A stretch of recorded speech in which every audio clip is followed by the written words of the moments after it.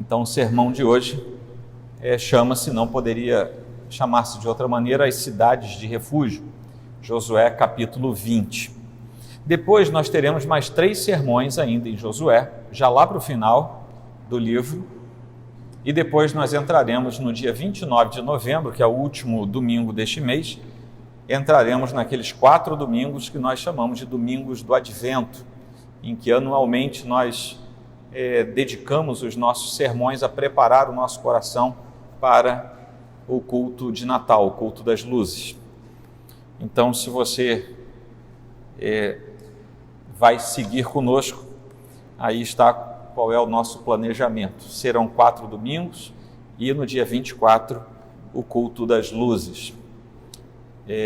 Estaremos aqui juntos para a glória de Deus, anunciando 3 datas são muito importantes no nosso calendário em termos de confraternização. Eu estava falando isso com os presbíteros ainda há pouco. O domingo da ressurreição, pelo que ele representa. O dia da reforma, pelo que tem a nos dizer. E o culto das luzes, pelo que ele representa com a vinda do Salvador. Essas 3 datas deveriam ser marcadas anualmente na nossa agenda para a gente não aproveitar os feriados, mas para a gente estar junto na casa de Deus. Infelizmente, todas elas viraram feriados e o povo aproveita, né? Não vai aqui nenhuma fala condenatória, não. O pessoal aproveita para descansar. Mas, por outro lado, nós vamos, ano após ano, esvaziando o senso de junção em torno de celebrações tão importantes. Há várias outras, mas essas talvez sejam as de maior destaque para nós, como cristãos reformados. Bom, meus irmãos,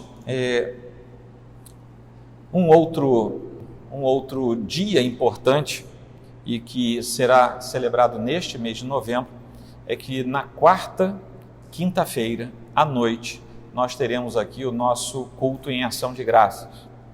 Tá? Então, não está ainda no boletim, mas já põe aí na sua agenda.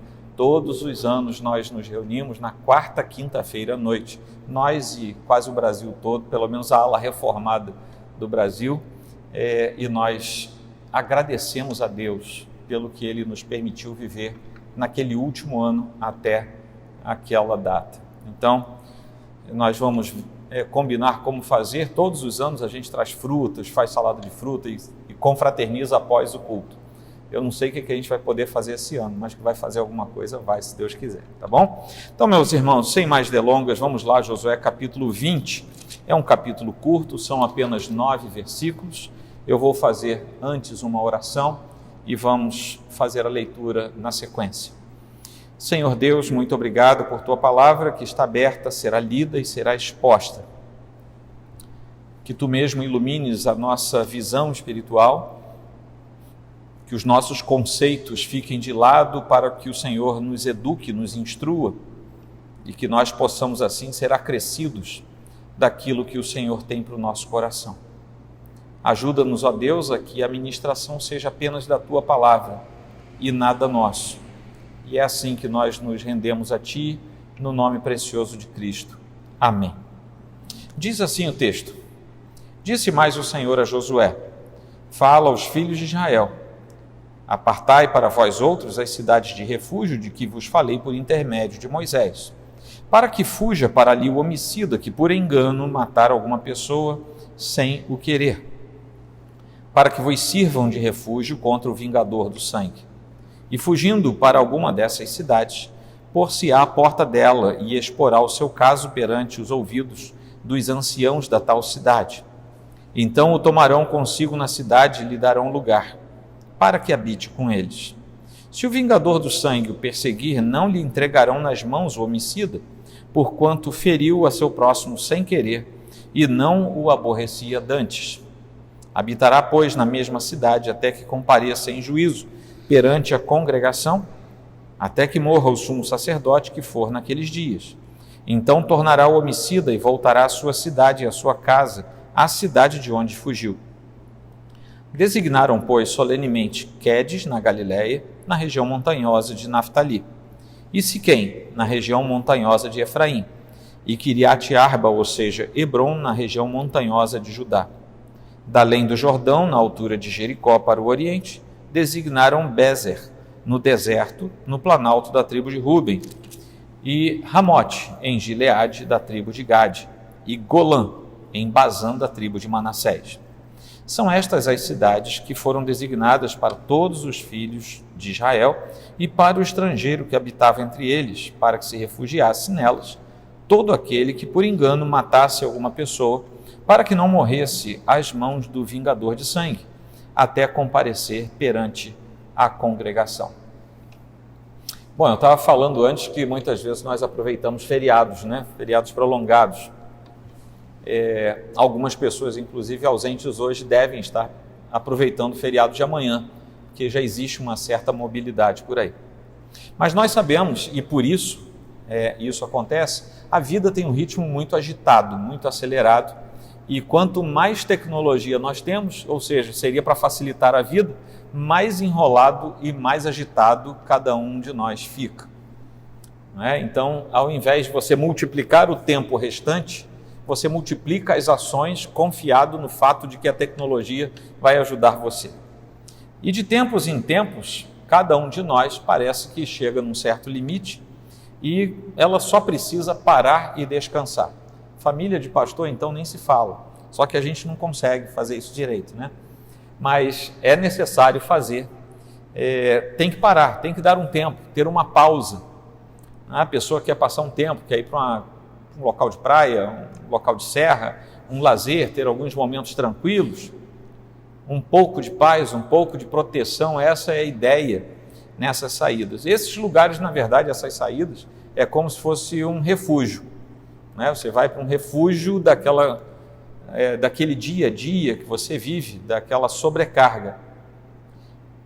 Então tem essa ideia de refúgio para você descansar, mas o refúgio também, para além disso, significa um lugar em que você se resguarda, né? E a pessoa muitas vezes é em dificuldade, e aí já não é mais uma questão de cansaço, é uma questão de dificuldade que pode se estender para muitas outras questões. Precisa de um refúgio. Na Bíblia, Deus também estabelece refúgios, e particularmente desde o começo da história do povo hebreu, formatado já na saída do Egito, com Moisés à sua frente, Deus chama esses lugares de refúgio para a angústia da fuga, com medo da morte. Ele chama de cidades de refúgio. E quando a gente vai para o hebraico, na verdade, o melhor nome não seria cidade de refúgio, mas alguma coisa parecida com cidade de acolhida, seria a ideia principal. Porque eu não sei se vocês prestaram atenção na leitura, mas a ideia é que ao chegar à cidade, aquela pessoa que tivesse matado alguém sem querer, um acidente qualquer, alguma coisa, não era proposital aquela morte, essa pessoa deveria ser acolhida, inclusive ela receberia um lugar para ficar lá, e ela ia morar lá. Não sei se vocês notaram, mas ela não ia simplesmente chegar lá, ser julgada e ir embora, ela ia morar na cidade de refúgio. Essa é a ideia que o texto nos dá. E às vezes a residência ela era tão longa que precisava esperar que o sumo sacerdote morresse. Então, se o sujeito tivesse aí seus 40, 50 anos, talvez ele tivesse que esperar uns 20 anos para ele morrer, não sei, né? A média a expectativa de vida naquele tempo não era tão longa, mas havia gente que vivia bastante. Nós vimos aqui entre os capítulos 14 e 19, um trecho que nós não paramos para ver, mas nós sabemos que temos aqui o relato da divisão das terras, de toda a terra conquistada entre o povo de Deus. Os levitas receberam 48 cidades, 12 tribos. Faz a continha aí que você vai ver que havia o mesmo número de cidades em cada tribo. Então os levitas receberam quantas cidades, gente, por cada tribo? Eram 12 tribos, 48.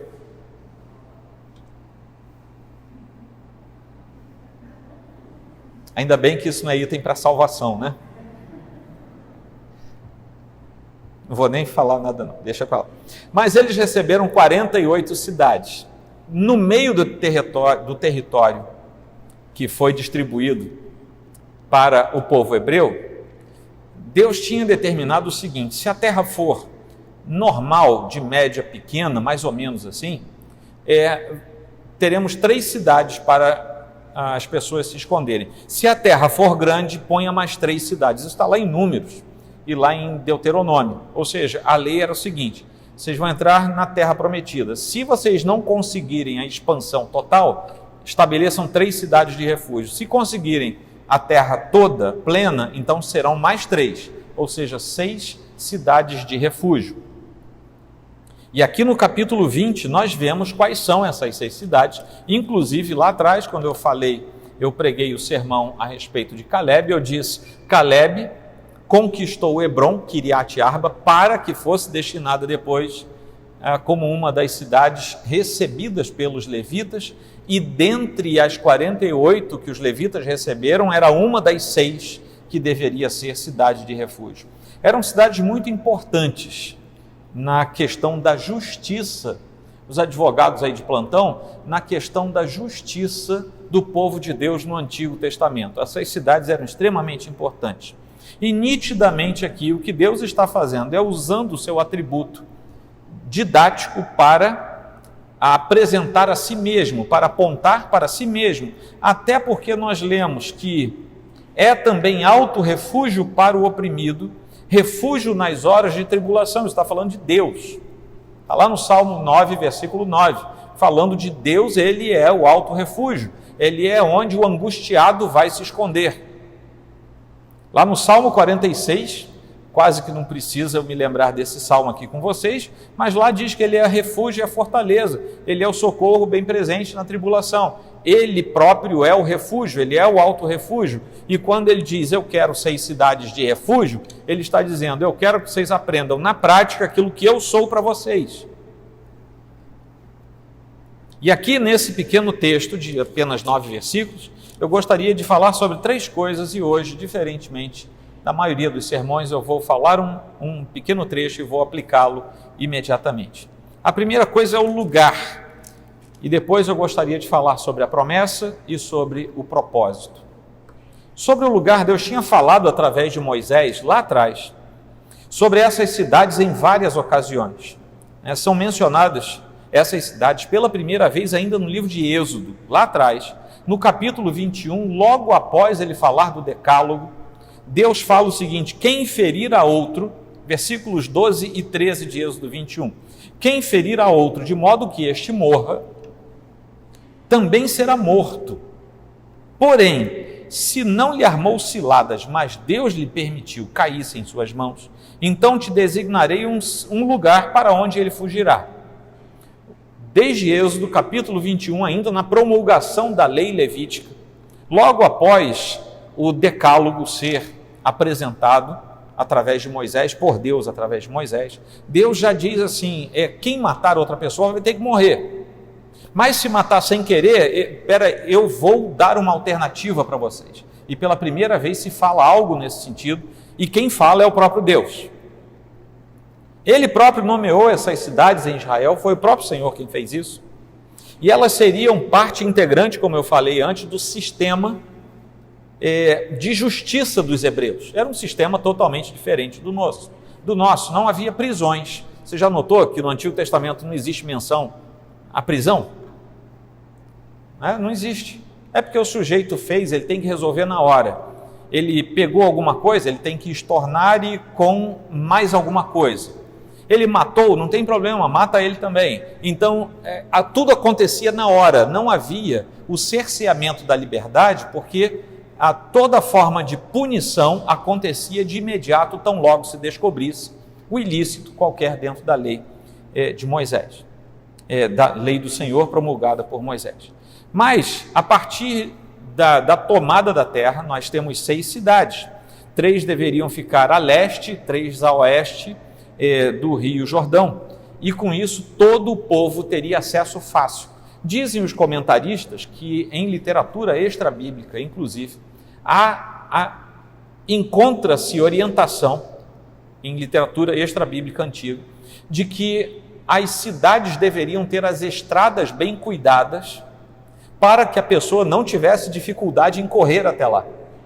Então havia um cuidado, porque aquela pessoa presumia-se seria inocente de morte, ou seja, ela não seria condenada à morte, mas se ela não conseguisse chegar à cidade de refúgio, ela poderia ser morta pelo vingador de sangue, que é uma outra história, tá? Bom, deixa eu falar aqui para vocês. O vingador de sangue era o seguinte, e por isso que acontece tudo isso aqui. Se alguém matasse alguém da sua família, você não esperava a polícia chegar, não. Você pegava, sei lá, um pedaço de pau, uma pedra, alguma coisa e matava o sujeito. Era simples desse jeito. Tá bom? Então morreu, morre. Morreu alguém, você também morre. E essa pessoa, principalmente da família, que tinha o direito de matar o assassino, chamava-se vingador de sangue. Então a ideia das cidades de refúgio aqui é o seguinte: alguém matou alguém sem querer, ele não pretendia matar, mas se o vingador de sangue chegar, vai matar aquela pessoa, mas ela não teve intenção de matar. Como diz aqui num dos textos, estavam os dois quebrando alguma coisa, ou enfim, derrubando árvore, alguma coisa, a lâmina do machado se desprende e mata o colega. Matou, mas ele não queria matar. Foi um acidente, infeliz, mas é um acidente. Então, nesse caso, e apenas nesse caso, em que a morte fosse sem querer mesmo, acidental, essa pessoa poderia correr até a cidade de refúgio, porque se ela não fosse, o vingador de sangue continuaria tendo direito de matar aquela pessoa. Então, essa é a história do vingador de sangue, e essa é a história que motiva a existência das cidades de refúgio. O versículo 9 diz que essas cidades estavam disponíveis para todos, né? Eu li aqui para vocês. E isso incluía os naturais da terra, os nascidos em Israel, os estrangeiros que estivessem lá. Então todos eram iguais perante a lei, né? Artigo 5º aí, os advogados aí é o artigo 5º, né, da Constituição Federal, né? Todos são iguais perante a lei. Pois é, lá em Israel também todo mundo era igual perante a lei, né? Se fosse natural da terra ou estrangeiro residente em Israel. Essas cidades eram pertencentes aos levitas e eram administradas por eles, porque eles, os levitas, estavam envolvidos diretamente na justiça, na execução da justiça nas comunidades. Vamos nos lembrar que é uma teocracia e os que serviam a Deus como ministros eram aqueles que poderiam julgar a partir da sentença do próprio Deus. Então, por isso é que eles também cuidavam da justiça. O que Deus determina com as cidades de refúgio é: a justiça precisa ser feita, mas ela precisa ser coberta por misericórdia. Amém? A justiça tem que ser feita. Não fazer justiça não é sinal de misericórdia, mas fazer justiça sem misericórdia também não é o que Deus determina. Então essa é a ideia das cidades de justiça, das cidades de refúgio. Todos nós precisamos de um lugar de refúgio, porque todos nós quebramos a lei de Deus. Fazendo uma aplicação direta aqui, intencionalmente ou não, matando por querer ou sem querer, o sujeito era digno de morte até que ele se refugiasse. Porque só quem ia dizer que ele poderia ser poupado do vingador de sangue eram os levitas lá na cidade de refúgio. Enquanto ele não estivesse resguardado numa cidade de refúgio, ele estava à mercê do vingador de sangue. Todos nós pecamos, querendo pecar ou não, sabendo que pecamos ou não, todos nós pecamos, todos são culpados. Por quê? Como diz Paulo lá em Romanos 3:23, pois todos pecaram e carecem da glória de Deus. Não há nenhum que sobra sem pecar. Todos são dignos de morte, todos merecem a morte, a menos que estejamos escondidos em algum refúgio que é diferente, um refúgio que é inalcançável, inatingível pelo vingador do sangue. Deus nomeou um lugar, assim como ele nomeou 6 cidades naquele tempo como cidades de refúgio, ele nomeou também um lugar onde esse pecado vai ser expiado, e nesse lugar nós podemos nos esconder, e esse lugar é a cruz. É por isso que o mesmo Senhor Jesus diz, lá em João 12:32, o seguinte: e eu, quando for levantado da terra, atrairei todos a mim mesmo. Ou seja, é para ele que nós temos que correr. Assim como aquele que matou sem querer tinha que correr para uma das 6 cidades de refúgio, nós, percebendo o que fizemos, temos que correr para apenas um lugar de refúgio que existe hoje, nesta nossa era, a era da igreja, que é a cruz do Senhor. Apenas lá nós seremos poupados da morte. Paulo fala lá em Colossenses 2, 13 e 14 o seguinte: e a vós outros, que estáveis mortos pelas vossas transgressões e pela incircuncisão da vossa carne, vos deu vida juntamente com ele, perdoando todos os nossos delitos, tendo cancelado o escrito da dívida, que era contra nós e que constava de ordenanças, o qual nos era prejudicial. Removeu inteiramente, encravando-o na cruz. Esse lugar é acessível a todos. Esse lugar é acessível aos naturais da terra e aos estrangeiros que vivam lá.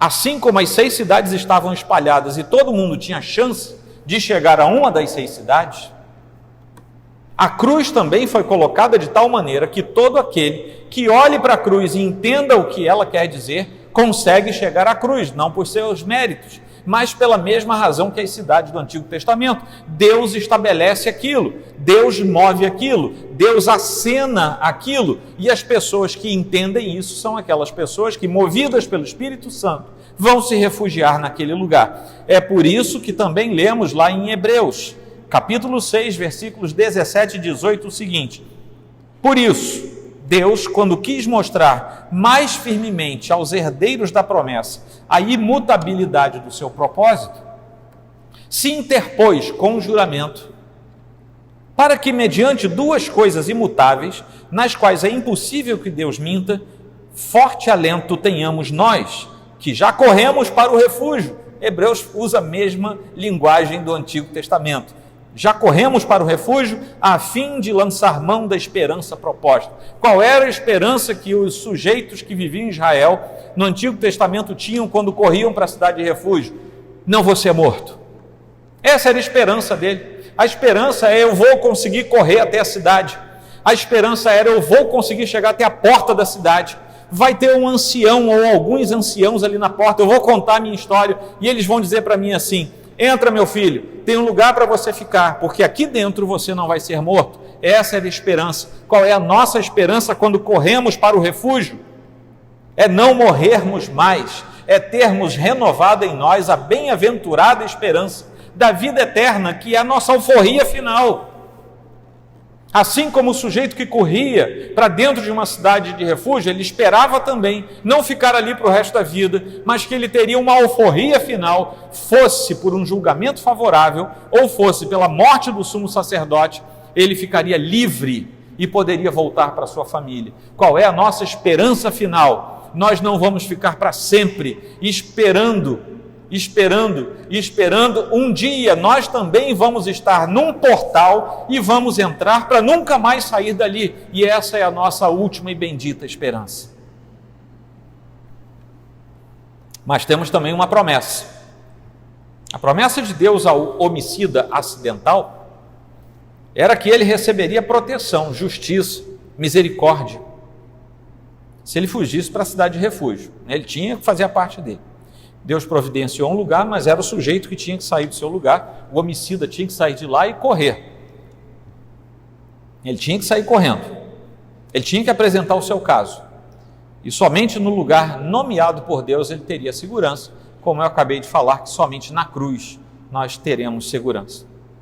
Lá em Êxodo 21, 23 a 25, um pouquinho depois daquilo que eu li antes para vocês, diz assim: vida por vida, olho por olho, dente por dente, mão por mão, pé por pé, queimadura por queimadura, ferimento por ferimento, golpe por golpe. Essa era a lei, que às vezes a gente chama de lei de talião, né? Você furou meu olho, não tem problema não, alguém segura ele aí. Você ia lá e furava o olho dele. Era assim que funcionava. Ah, você arrancou minha mão? Não tem problema não. Alguém segura o bracinho dele aí. Ela arrancava a mão. Era mão por mão, dente por dente, olho por olho. Sabe, a mesma coisa você retribuía ao sujeito. É claro que chegava um momento que, se fosse vida, como é que você resolve, né? Aí é vida por vida também. Por isso que havia o vingador de sangue. Mas o Senhor também forneceu misericórdia e não apenas essa ideia de justiça imediata. Se o vingador de sangue chegasse à cidade onde o homicida estivesse hospedado, acolhido, o povo não poderia entregar o homicida acidental ao vingador de sangue. Isso por quê? Porque ele estava pleiteando a ideia de que a morte foi acidental. Ele não queria matar ninguém. E por isso ele deveria ser protegido, resguardado, como se fosse inocente. Engraçado que isso faz parte de leis muito mais recentes em termos de história, talvez 2000 anos, alguma coisa assim, mas aqui já havia uma presunção de inocência se o sujeito corresse até a cidade de refúgio. E as cidades de refúgio forneceram um padrão de justiça que era extremamente mais elevado do que em todos os povos daquela antiguidade. Nenhum outro povo tinha uma coisa parecida com a cidade de refúgio, somente o povo hebreu tinha. Trazendo para nós, também nesse ponto que fala da promessa, nós devemos ir até a cruz para encontrar a misericórdia do Senhor. E a única forma de o pecador ser salvo, ser poupado, é reconhecer diante de Deus a sua própria culpa e crer que Jesus Cristo levou sobre si o castigo que era devido a ele. Ou seja, Jesus pagou por mim aquilo que eu deveria pagar, mas eu preciso reconhecer. Deus dá a cidade de refúgio, mas eu preciso correr até lá. Deus dá o perdão, eu preciso reconhecer, eu preciso ter consciência daquilo que eu fiz. Não há outro lugar onde nossos pecados possam ser tratados a não ser ao pé da cruz do Senhor. Não há outro lugar, não há outro caminho, não há outra mediação, não há outro meio. A cruz é o lugar de juízo, de justiça, e uma justiça que foi aplicada sobre Cristo, o nosso substituto diante de Deus. Seu sacrifício foi vicário, mas ao mesmo tempo é um lugar de misericórdia, principalmente com relação a todos nós que nada poderíamos fazer. Romanos 10, 9 a 13 diz o seguinte: se com a tua boca confessares Jesus como Senhor, e em teu coração creres que Deus o ressuscitou dentre os mortos, serás salvo, porque com o coração se crê para a justiça, e com a boca se confessa a respeito da salvação. Porquanto a Escritura diz: todo aquele que nele crê não será confundido, pois não há distinção entre judeu e grego, uma vez que o mesmo é o Senhor de todos, rico para com todos os que o invocam, porque todo aquele que invocar o nome do Senhor será salvo. Isso só vale diante do Senhor ao pé da cruz. Nós estamos a salvo do julgamento de Deus lá na cruz, como aquelas pessoas estavam a salvo do vingador de sangue, se eles estivessem na cidade de refúgio.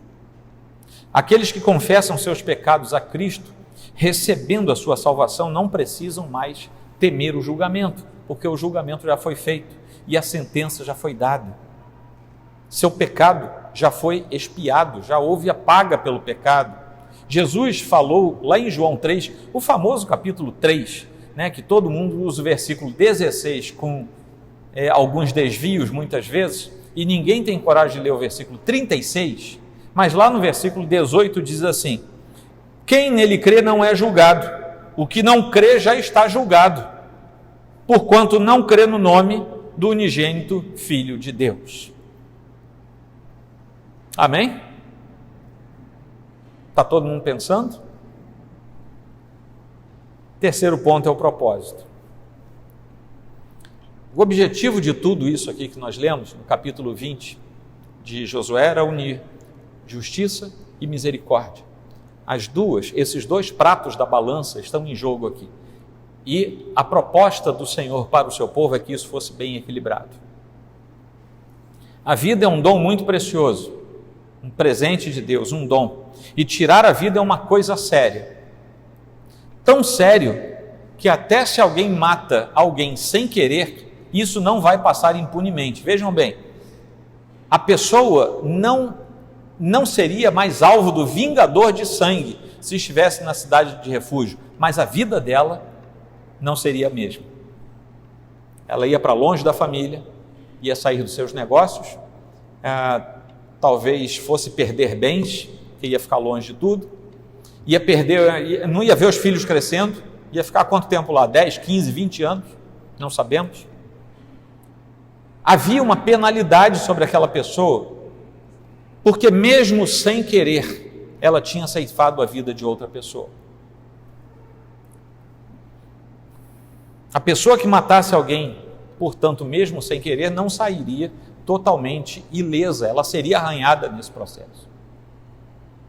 Teria que viver longe, teria que se afastar, teria que sofrer algumas perdas e penalidades, ela seria poupada da sua execução, ela não seria executada, não seria morta, mas ela passaria por algumas restrições ao longo de anos da sua vida.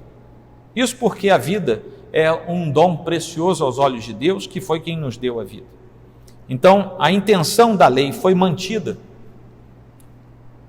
A intenção de justiça da lei era mantida, ao mesmo tempo em que a misericórdia era aplicada sobre aquele que era inocente da vontade, do desejo, da programação, da elaboração mental de matar uma outra pessoa.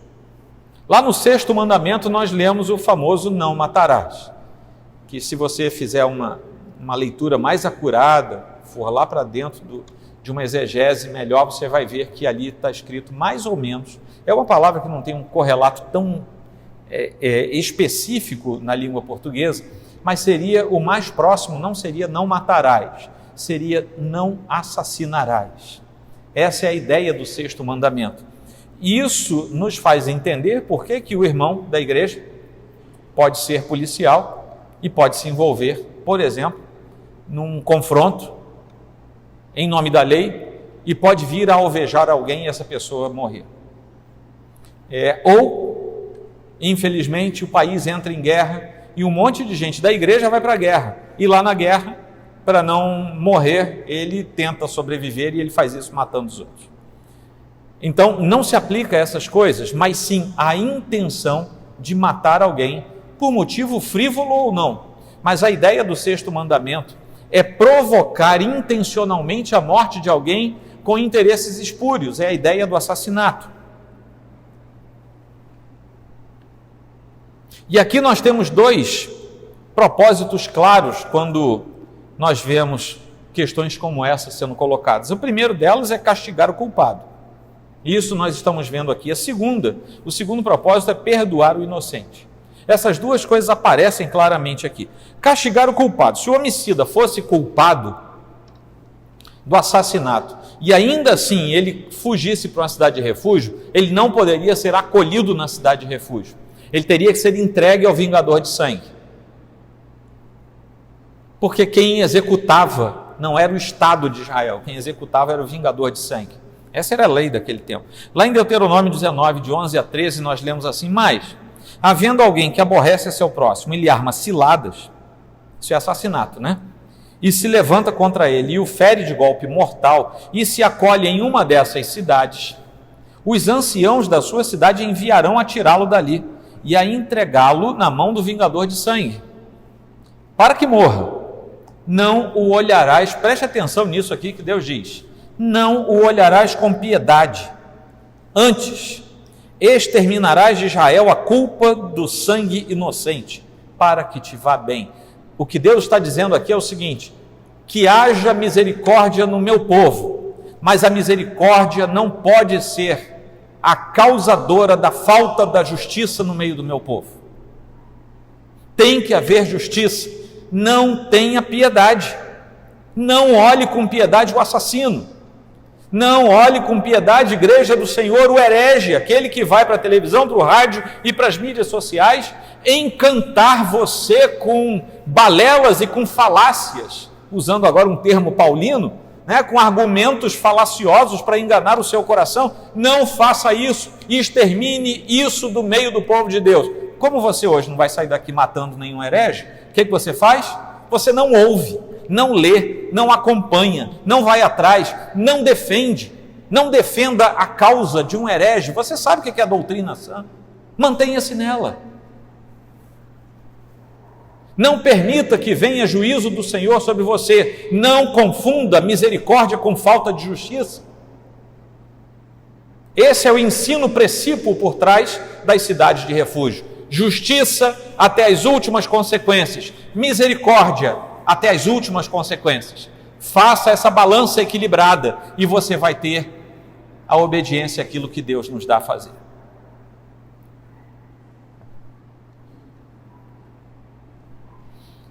Perdoar o inocente é o segundo propósito aqui. Perdoar o inocente. Se o homicida fosse inocentado do crime, ou seja, está lá na cidade de refúgio, depois de algum tempo descobrem realmente esse sujeito é inocente. Ele não matou o outro porque ele queria. Então ele seria absolvido. E ele estaria livre. Quando ele fosse para a casa dele, se o vingador de sangue matasse o sujeito declarado livre na cidade de refúgio, o vingador de sangue seria alvo de um outro vingador de sangue. Deu para entender? Ele se tornaria culpado, porque na cidade de refúgio ele já tinha sido tornado livre, inocentado. Ele tinha que permanecer na cidade de refúgio enquanto ele não fosse inocentado. Isso podia demorar. Ele não podia arriscar a sua vida. Ele não podia sair dos muros da cidade. Isso fazia com que em Israel se percebesse que mesmo com a misericórdia de Deus, matar alguém, mesmo que acidentalmente, era coisa séria. Está dando para vocês entenderem que a cidade de refúgio não torna impune o pecado, mas julga com equidade aquele pecado? Agora, se o sumo sacerdote morresse, está demorando muito, aí o sumo sacerdote teve um piripaque e morreu, acabou. Sumariamente ele era declarado inocente. O que é que isso nos ensina? É uma vida pela outra vida. Lá em Hebreus nós temos um sumo sacerdote que é diferente de todos os da antiguidade, e esse sumo sacerdote deu a sua vida para que nós tivéssemos vida no lugar de morte. O sumo sacerdote que estava lá na cidade de refúgio é a sombra de um sumo sacerdote que um dia daria a sua vida por aqueles que deveriam morrer. E aquele sumo sacerdote, agora com a sua morte, deixava uma mensagem para os vivos: não matem mais esse sujeito, porque eu já morri. Foi vida pela vida. E aquele sujeito também seria declarado inocente daquela acusação de morte que antes ele tinha carregado sobre si. Então, tanto a misericórdia quanto a justiça sempre precisavam ser satisfeitas aos olhos de Deus. E aqui, nesse caso do sumo sacerdote, era uma vida por uma vida. Para nós, o que isso quer dizer? É que justiça e misericórdia vem da parte de Deus. Aqui não tem uma pessoa que seja justa o suficiente, que consiga promulgar justiça 100% correta. E não há nenhum aqui, nenhum. E eu falo essas duas coisas a partir de mim mesmo, que seja tão misericordioso que consiga ter a perfeita misericórdia derramada sobre o outro. Nenhum de nós. Essas coisas são procedentes de Deus. O propósito da cruz também era cumprir a justiça de Deus em relação a nós. Já que nós não podemos resolver o nosso pecado, precisava da cruz, um instrumento para isso. Mas lá na cruz, onde a justiça de Deus foi aplicada, a sua misericórdia e a sua graça também foram abundantes. E é por isso que nós estamos aqui. Porque se Deus somente aplicasse a sua justiça sobre nós, nós seríamos exterminados na mesma hora. Ah, foi salvo, foi, mas extermina com ele. Isso é pura justiça. Mas Deus também aplica graça, misericórdia de forma abundante sobre nós. E é lá na cruz de Jesus Cristo que nós vemos o castigo justo de Deus sendo aplicado sobre o pecado, e nós vemos também a misericórdia de Deus em relação aos eleitos ao mesmo tempo. A justiça recai sobre Cristo e a misericórdia recai sobre os eleitos. Somos tornados justos por causa do justo que foi em nosso lugar. E a misericórdia de Deus é quem renova a nossa força depois de termos sido regenerados. O salmista compreendeu bem a salvação que procede de Deus quando ele diz assim, lá no Salmo 85, versículos de 7 a 10. Mostra-nos, Senhor, a tua misericórdia e concede-nos a tua salvação. Escutarei o que Deus, o Senhor, disser, pois falará de paz ao seu povo e aos seus santos, e que jamais caiam em insensatez. Próxima está a tua salvação dos que o temem, para que a glória assista em nossa terra. Entregaram-se a graça e a verdade, a justiça e a paz se beijaram. Lá na cruz, Jesus suportou o castigo pelo nosso pecado. Ele pagou a dívida que tínhamos para com Deus por causa da nossa injustiça e do nosso pecado. E a justiça de Deus torna-se satisfeita diante dele próprio lá na cruz. Isso é justiça e misericórdia. Mas também os culpados serão punidos. Os que rejeitam a salvação de Deus, os que rejeitam o convite, eles são responsáveis diante de Deus por essa rejeição e serão punidos por sua culpa. Todos precisam da misericórdia de Deus, porque todo ser humano é digno de morte. Aí uma pergunta que nós temos que fazer ao nosso próprio coração, e quem sabe, publicamente, alguns ouvidos precisam ouvir isso. Você já foi ao lugar do refúgio e já recebeu a misericórdia de Deus? Ah, pastor, todo mundo aqui é crente antigo de igreja. Eu não estou falando para carteirinha de membro, eu estou falando para coração. Segunda pergunta, você já foi à cruz de Cristo e lá já confessou os seus pecados? Ah, pastor, todo dia eu falo, Senhor, perdoa os meus pecados, tudo que eu tiver feito, Senhor. Você já fez isso conscientemente? Dizendo ao Senhor o que você fez?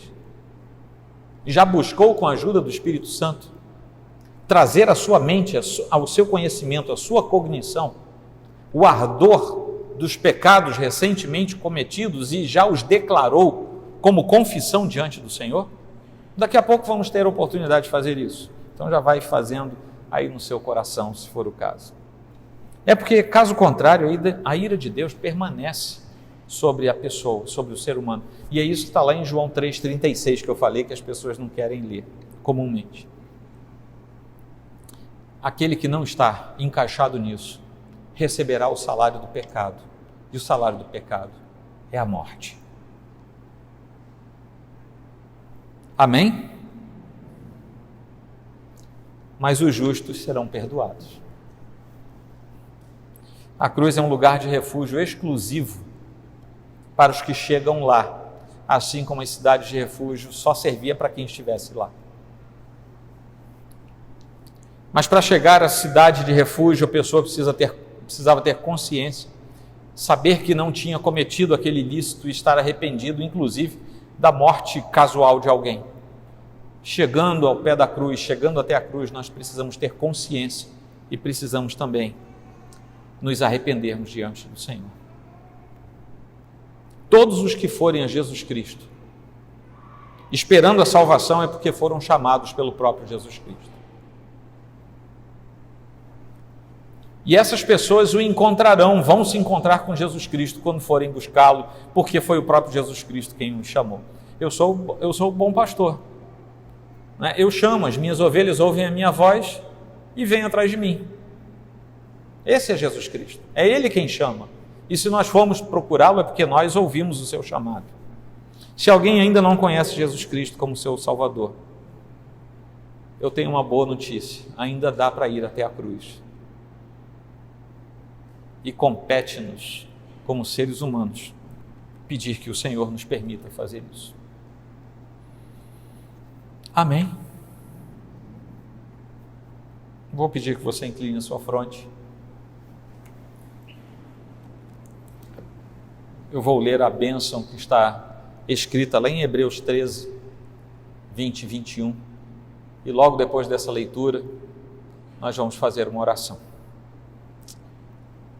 Ora, o Deus da paz, que tornou a trazer dentre os mortos a Jesus, nosso Senhor, o grande pastor das ovelhas, pelo sangue da eterna aliança, vos aperfeiçoe em todo bem, para cumprirdes a sua vontade, operando em vós o que é agradável diante dele, por Jesus Cristo, a quem seja glória para todos sempre.